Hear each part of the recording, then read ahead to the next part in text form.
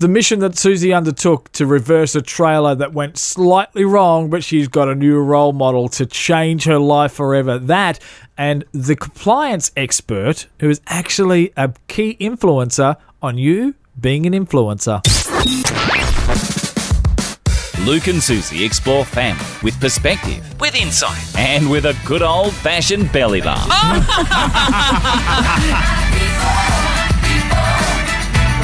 With Australia's husband and wife team, Luke and Susie. Now, Sue's very special guest. She's the author of a book about influence. If you're in your workplace, if you're in your job, whether or not you're the owner, the manager, a staff member, a pleb, the janitor, whatever, and you think that maybe you got a little bit more to offer, maybe people should listen to you more often, maybe you don't feel fulfilled because you don't have as much sway as you would like. This is the person, because we start off with this concept like going, isn't that something you're born with? Our guest in today's show says, well, it's something you can learn. Yes. Yeah, I like that very much, actually. And it's when I saw the name of the book, it's called Step Up. And I thought, oh, okay, so the publicist is sending me through some sort of, I don't know, personal trainer. It's an exercise person. Yeah, and you thought, what is she saying to me? But it's a whole different muscle group, this whole being able to learn the skill of influencing others. So the topics we really discuss is influence and change. Yeah. The two things that, I guess with influence, you're actually a motivating change, but when so many people struggle with this concept of things being different and how do we cope and how do we survive, but when you're the influencer, you get to not only shape the change, but you actually get to shape how people cope with the change. Yeah. You could be the difference between people being okay with it or it being something that helps them, that has them fall apart in life. And it's a training that I could have done with when it came to learning to reverse a car with a trailer attached to it. Yes, which is, you've been inspired by a new role model because she's achieved something that you were unable to achieve in your life so far. So far, and I don't know that there's any evidence that's going to change the situation, but I'm willing to give it a crack. We're going to explore that very, very soon. Our featured guest with the author of Step Up, How to Build Your Influence in the Workplace. Next. Luke and Susie. On air, online, and on Facebook. Click like on the Luke and Susie Facebook page. She's the founder and director of Change Meridian and author of the book Step Up, How to Build Your Influence at Work. Michelle Gibbings, our guest. How are you, Michelle? I'm really well, thanks, Susie. How are you? Yeah, very, very well. Thank you. Now, this is an interesting concept that you're talking about in the book, because you're talking about the idea of influence in the workplace. And I guess when I read that, my first thought was, how do you learn how to teach people about influence? Isn't it natural? Isn't it? You got it or you don't got it. Yeah. Look, I absolutely think it's something that I know for myself that I've learned through my career. So I've learned it through experience. I've learned it through watching other people and seeing what they've done. I've learned it by making a lot of mistakes and then reflecting on those mistakes and thinking, how could I do it better next time? And also through a lot of reading and research as well, because there's a lot that you can understand by reading about how are people motivated and how does the brain work, and therefore if the brain works in a certain way, what does that mean in terms of how it triggers reactions to things as well. I'm elite at one of those things that she said, the making the mistakes, but I'm really good at that. Yeah, definitely. I think we all are. So do you have a psychology background then? Look, I don't. I've got a really unusual background. I've done a number of different degrees. Yeah, and can I say I'm really nervous about this because I read up on your background and I went, if I'm in an office place and someone goes, we've got the certified compliance person coming in, I'm like, I'm sick today. The compliance sounds like the most horrid thing in an office place for me, but that is one of your specialties, compliance. Is that in kin with influence? They just have to comply to what you think? No, look, isn't it interesting? Because when I was asked to do a compliance role, and I was basically running compliance for a big organisation, I didn't have technical qualifications in compliance. I had lawyers and all of those sorts of people who worked for me who were technicians, and they were experts in that field. But I was asked to go into that role because of my ability to influence, my ability to build relationships with key stakeholders, and my ability to build good teams. And I often, when I think about influence, people think about influence as an individual thing. And I often say, actually, influence is a team game. Because if you want to have a team that is able to get things done, and if you want to actually get traction in organisations, you want the people who work with you to be able to influence others. And this is not influence from the perspective of, it's really Machiavellian and we're trying to pull the wool over everybody's eyes. But it's actually influence so that you can get things done and get things done well. in complex organisations, and that's important. So have you ever done anything for any of the governments at all? Because I think they need your help.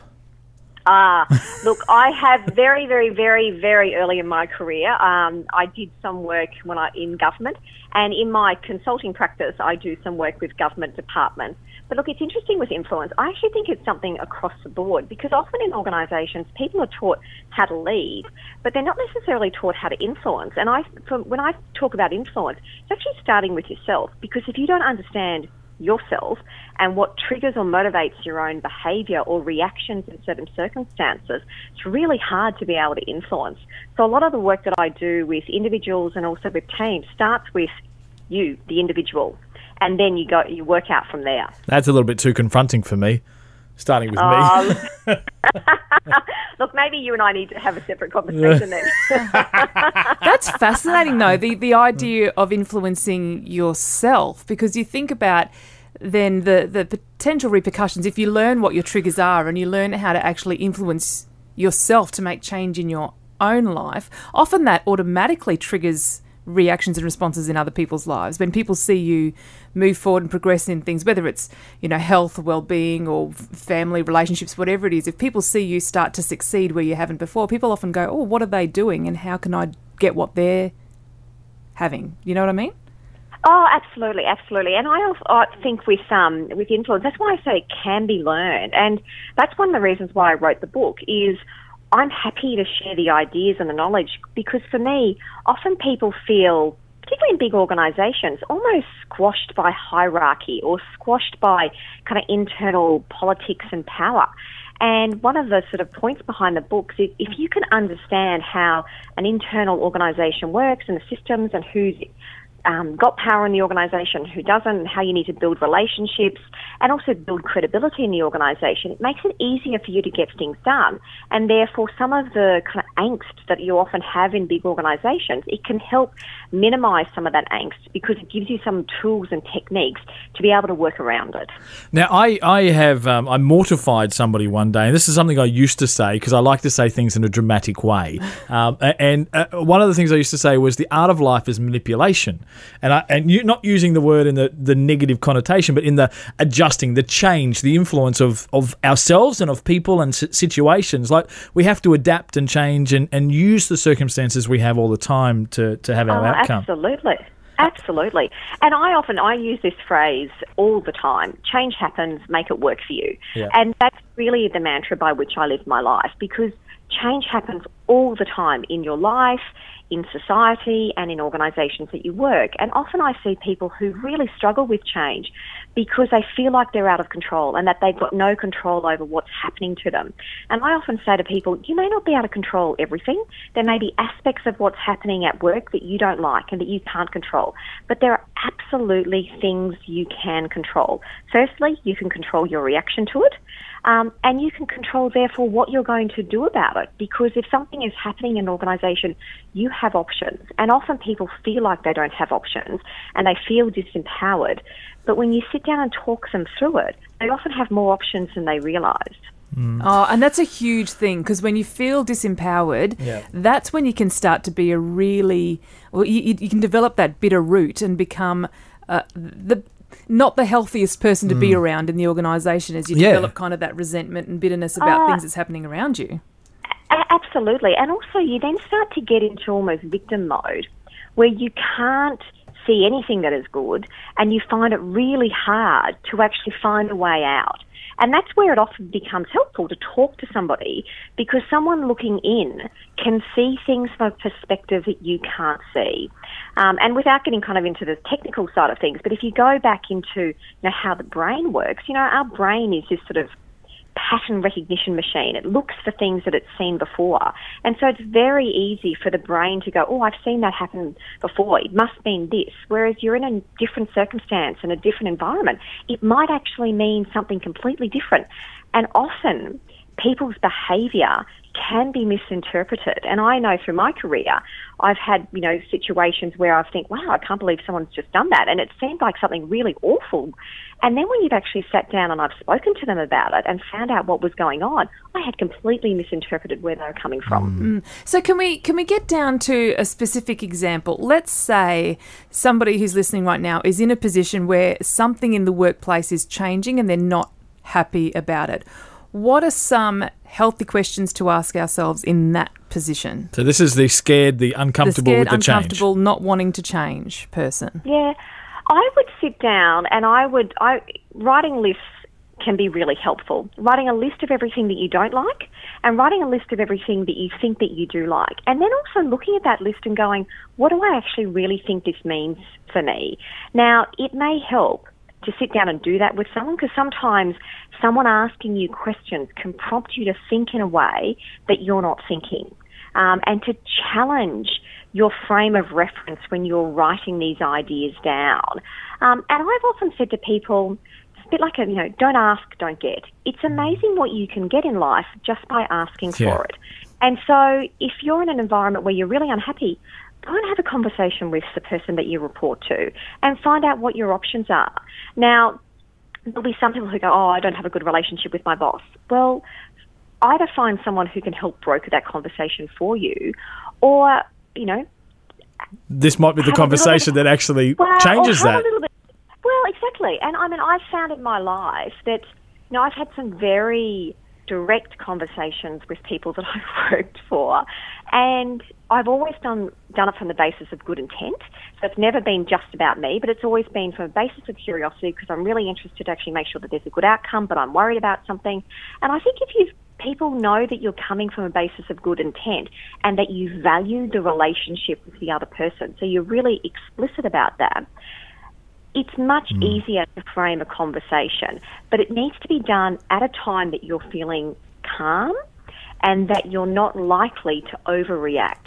And that's why, you hear a lot these days about mindfulness and meditation, and all of that is really, really important, because it helps you have the ability to slow your mind down so that when you're in a situation that you're feeling challenged or you're feeling upset, you can actually make sure that you're responding from a basis of calm, not that really reactive kind of frightened self that can come out when you're feeling as though you're under attack. Yeah, the reactive you is rarely the best you.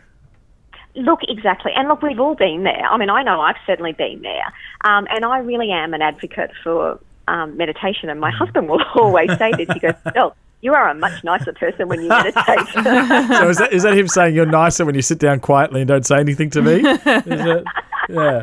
No, that's him saying that when we are having a discussion, the discussion goes much better. Let me give you another case study on a different side of this concept of influence. So this is a real life conversation I had when I became a manager at a particular workplace, and somebody who was in the position of one of the lowliest positions in this team, and I was talking to them, and they said, "Look, I feel like I've got a lot to offer the organisation, but nobody asks me what I think."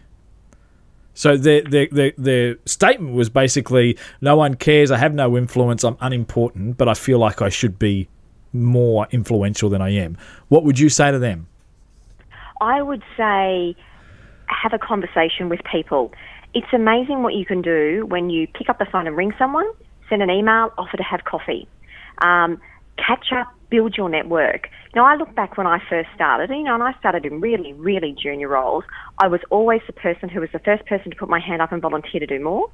I was always the first person who was, volunteering to get involved in things. And the involvement was one, I was just naturally interested in doing more and learning, but it was also a way to build my network.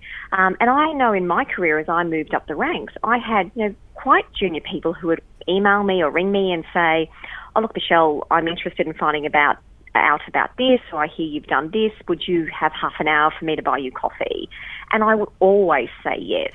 And many people in senior roles know that they are where they are because people through their career have helped them, and they're very happy to do the same back with other people. So it goes back to that don't ask, don't get. Yeah. It's very easy to sit back and go, "Oh, no one's asking for my opinion." And I'd say, well, put it out there. find a way to connect with people and share it. And it's also amazing these days.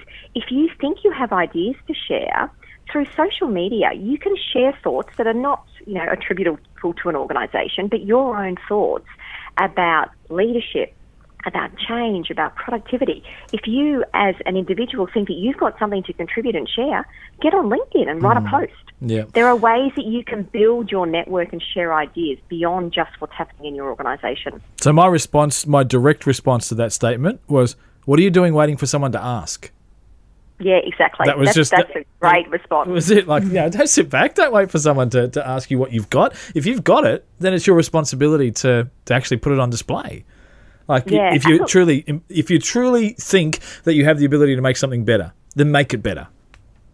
Look, I agree. I would also say, though, some people feel uncomfortable in different circumstances to put themselves out there.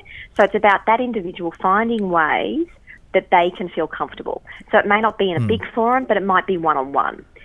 Or it might be through other forums, but it's about finding what works for you. And it's also about then taking you outside your comfort zone.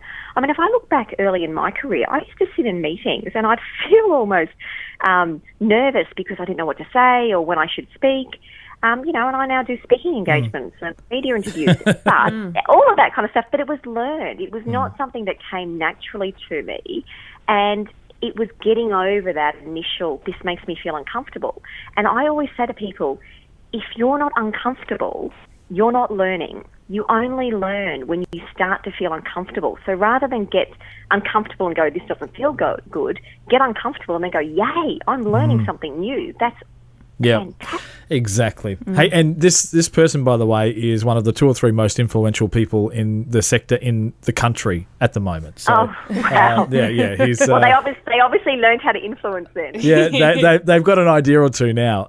Let me wind it back. So we've talked hypothetically about us. Let's talk about Michelle Gibbings and the 15-year-old Michelle.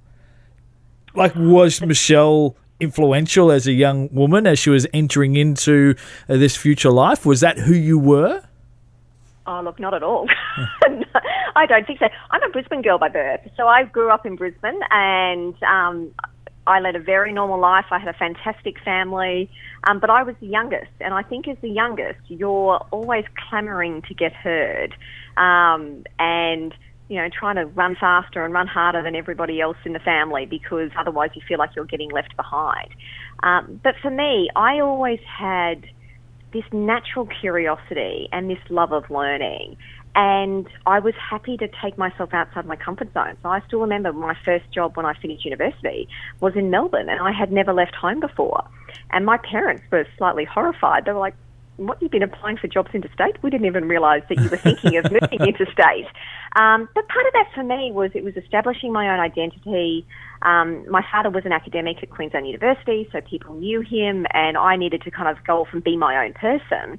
And that was important for me. And also, working in an area that I thought was going to be really interesting and really challenging. So I've always, I do a lot of work with people around career transition. And I always say to people, when you're looking at careers, it's really hard. I've never planned my career, but I've always taken advantage of opportunities that were there, and I've thrown myself into it. And I've never been scared to take roles that I really didn't know how to do. So for me, there was always this sort of underpinning of knowledge that I had. But, for example, earlier when I was talking about the compliance role, most people in compliance had law degrees. And there were people who looked at me and said, well, how can you be a compliance head if you don't have a law degree? And I said, well, because I don't need that. But I need these other skills, and those skills I've got. But at the same time that I was in that role, I went off and got certified so that I had the piece of paper that I needed to also give me the additional credibility. How exciting is the compliance certification to go through? It must be thrilling. Oh, look, I think you'd really, deep down, I can just see Luke really want to be a compliance person.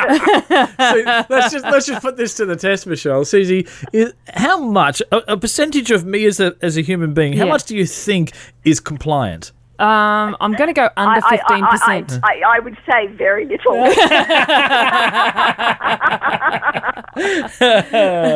Yes. Well, before we let you go, Michelle, I want to ask you specifically about the book, Step Up, How to Build Your Influence at Work. What can people expect to find and learn through that? it's a very practical book, so it has been written literally step by step. So in each chapter, there's a series of activities that people can do, and there's a series of kind of key ideas to learn, and then also additional information. So that if people want to learn more, they can also go to other areas to find more details.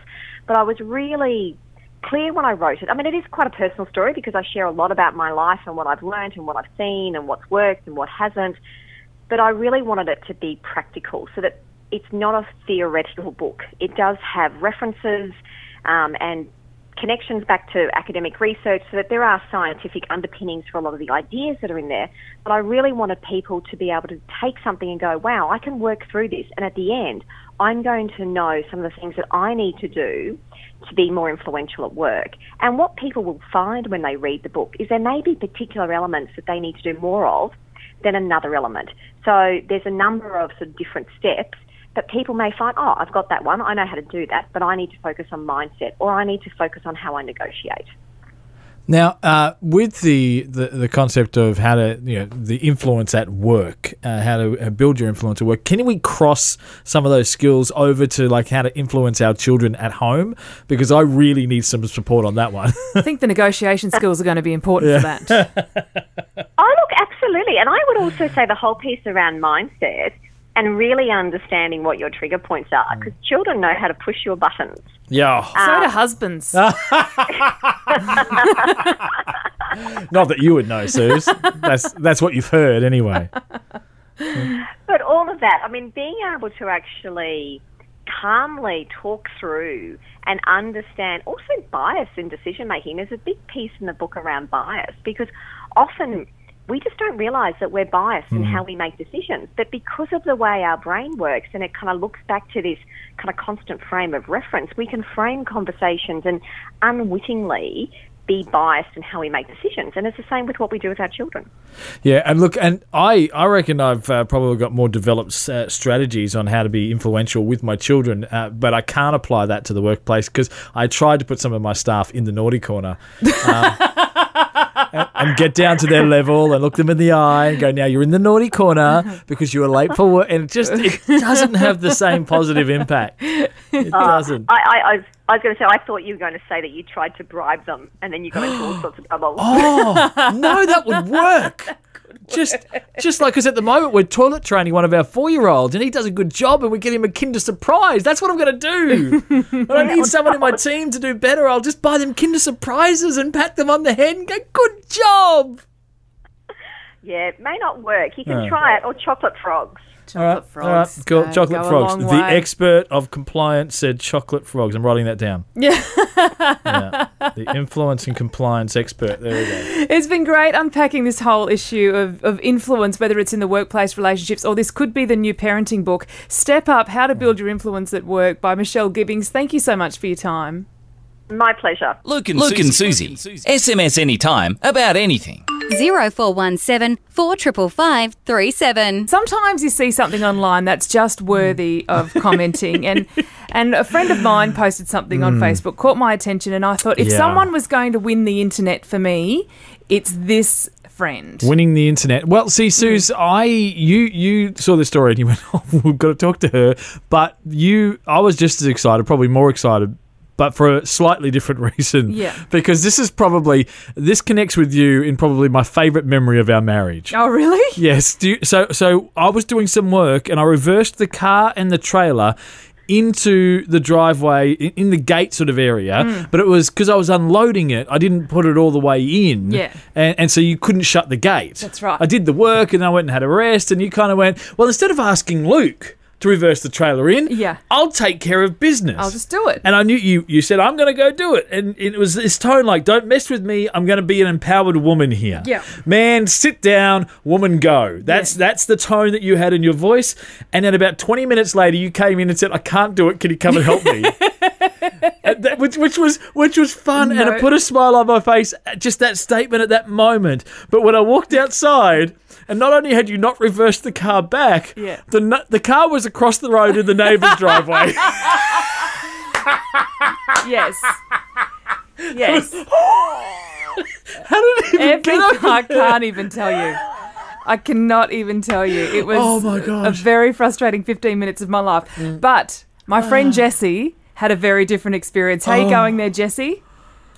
I'm good, thanks. You conquered. I say you win the internet for me because of your post on Facebook. Can you tell us the story?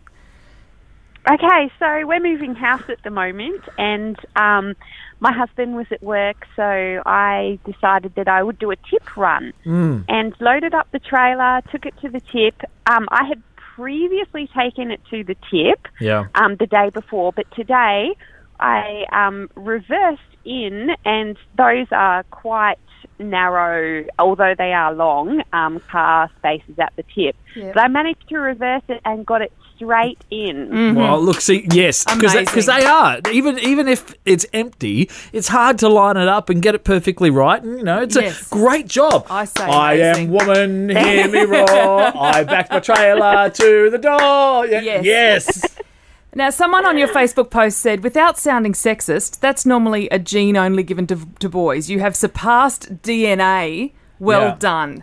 Doing this move of reversing with a trailer attached to the car. I've got to agree. I think it's a fairly... Well, certainly not in your DNA, Susan. It's definitely not in my DNA. Definitely not in mine. How long did it take you to actually... Was that like a one-go thing, or did this take you several goes?